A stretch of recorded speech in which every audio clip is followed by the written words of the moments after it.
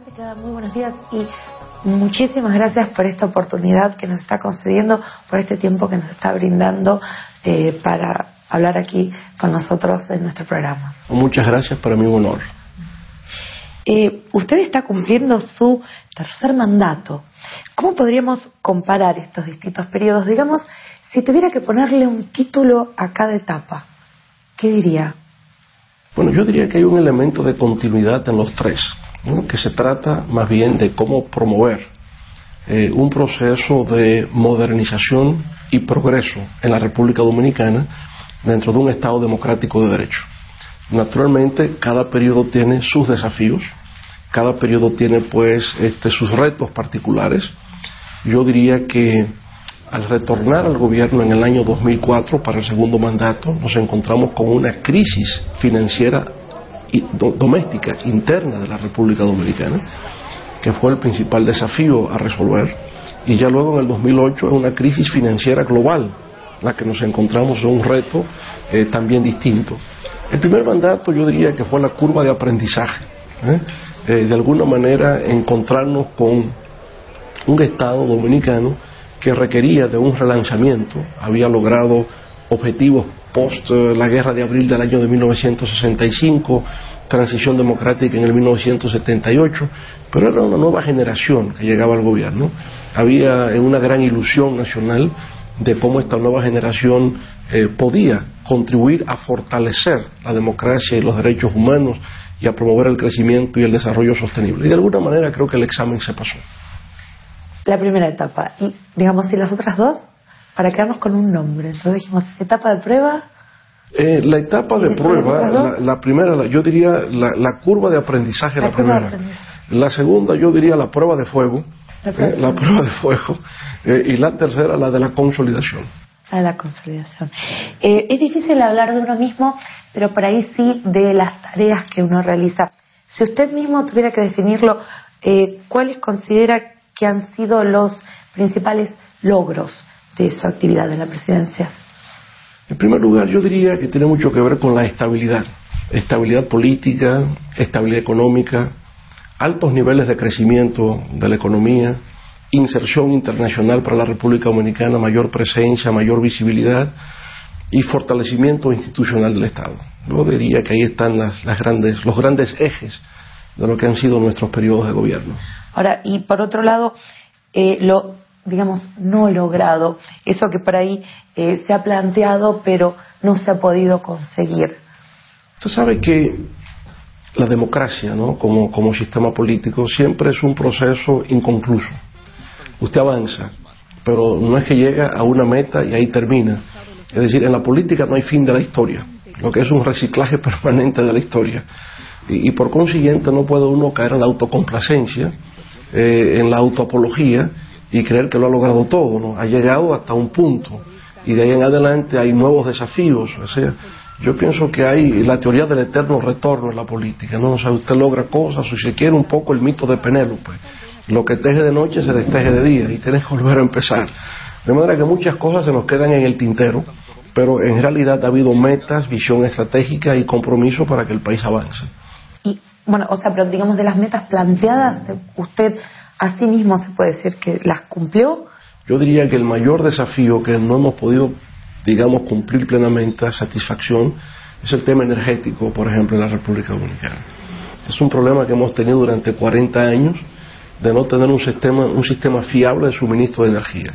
Hemos puesto mucho empeño en esto, mucho trabajo, pero no hemos logrado los resultados deseados. No abandonamos, sin embargo, el reto. Seguimos trabajando intensamente y espero que dentro de 2 años el país quede debidamente encauzado para su solución definitiva. Tenemos el tema, por ejemplo, de la criminalidad. Entonces es un tema que usted va abordando, ¿no? Va bordeando, ¿no? Va enfrentando, pero no puede decir que usted lo ha logrado plenamente, porque eso no desaparece del todo. En fin, es decir, no creo que ningún gobernante pueda decir que todas las metas que se había planteado las ha logrado, porque hay cosas que son estructurales, permanentes en la sociedad, y hay otras que no tienen el tiempo o no ha dado, digamos, con la solución esperada por parte del conglomerado social. En el caso de la República Dominicana, lo que se dice es que uno de los, digamos, las dificultades particulares que enfrenta es una inequidad especial en el reparto de la riqueza. ¿Cómo ve usted esta cuestión? Sin duda. ¿Qué caminos existen para poder resolverla? Sin duda. Yo diría que logro ha sido, por ejemplo, con el crecimiento económico sostenido, haber logrado reducir la pobreza. Nosotros ya tenemos indicadores sociales estadísticamente comprobables de cómo República Dominicana ha avanzado, ha progresado. Ahora bien, no todo lo deseado, ahí volvemos. Y por consiguiente, yo diría que en materia de inequidad social, tenemos el desafío de dos sociedades que coexisten. Nosotros estamos al mismo tiempo en el siglo XX y en el siglo XXI. Es decir, todavía tenemos rezagos del pasado que no hemos logrado resolver. Por ejemplo, le hablaba del tema energético, es un tema que no hemos logrado resolver, que es un tema del siglo XX. Tenemos viviendas destartaladas, no hemos logrado resolver, sigue pendiente. No hemos logrado resolver el tema de la calidad de la educación, eso aún sigue pendiente. El tema del desempleo, que sigue siendo alto para un país que va creciendo y se va modernizando. Pero al mismo tiempo, digamos, hay niveles de desarrollo de la sociedad dominicana que no tiene nada que envidiar, por ejemplo, a un país desarrollado. Es decir, hay áreas de Santo Domingo que puede ser Miami, o que puede ser Madrid, o que puede ser Roma, perfectamente. Entonces, la coexistencia de dos modelos, uno atrasado y el otro moderno, ahí es donde está el reto nuestro de la falta de cohesión social, ese problema de la inequidad. Yo digo, para un poco para ilustrarlo, entre nosotros cohabita, ¿no?, la carreta con el caballo, al mismo tiempo que el Mercedes-Benz 2011. Entonces, eso hay que buscar la manera de cómo disminuir esas disparidades sociales, esas asimetrías sociales. Usted define su política económica como una economía social de mercado, ¿es correcto?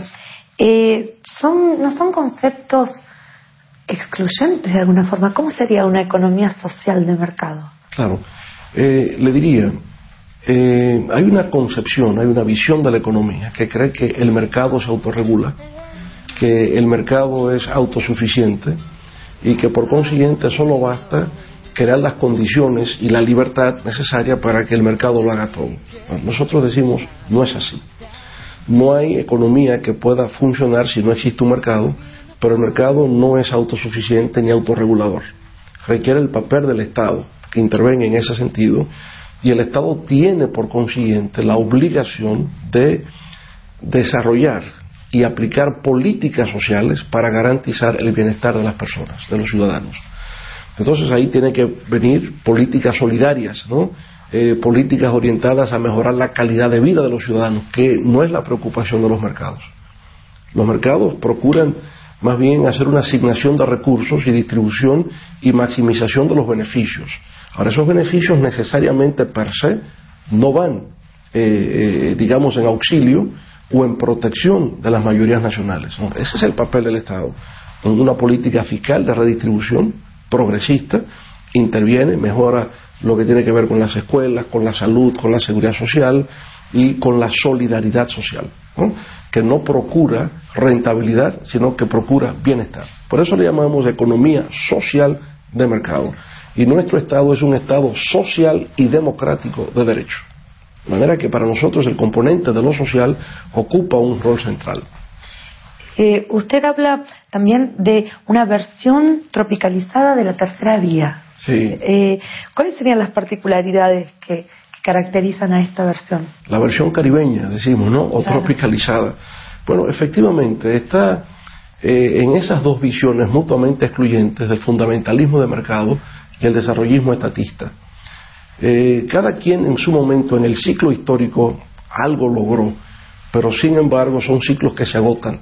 Y nosotros buscamos la manera de combinar mercado y Estado, y por eso llamamos la tercera vía tropical, o la tercera vía caribeña, que es un poco lo mismo que hablábamos antes de economía social de mercado, de Estado social y democrático de derecho, es la relación entre el mercado y el Estado. Esa sería la tercera vía, pero digamos que ¿cuál sería el aspecto caribeño de esta tercera vía, su particularidad? Que lo aplicamos al ritmo de merengue. Lo practicamos al ritmo de merengue, que es el son dominicano.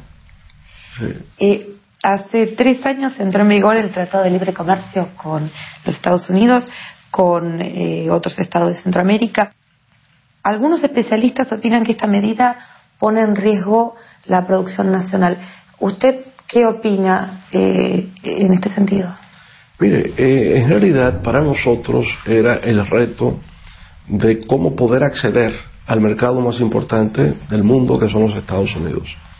De hecho, ya lo teníamos a través de la Iniciativa para la Cuenca del Caribe, que era un acuerdo de libre comercio, pero de carácter unilateral.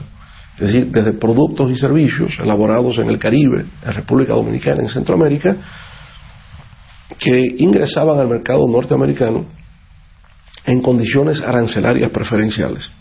Ahora bien, Estados Unidos decidió ponerle fin a ese programa y dijeron, si quieren el acceso a nuestro mercado, tiene que haber reciprocidad. Por tanto, fue algo, digamos, que se nos vino impuesto desde fuera. No fue una cosa que nosotros decidimos. Entonces, la decisión era, o seguimos ingresando a ese mercado en condiciones privilegiadas, o no. Y puesto que el resto del mundo lo estaba haciendo, o por lo menos en América Latina, toda Centroamérica, Panamá, Colombia, es decir, se va en esa dirección, Perú y Chile, por ejemplo.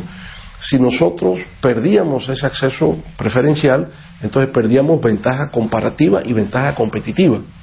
Por consiguiente, estábamos compelidos a hacerlo.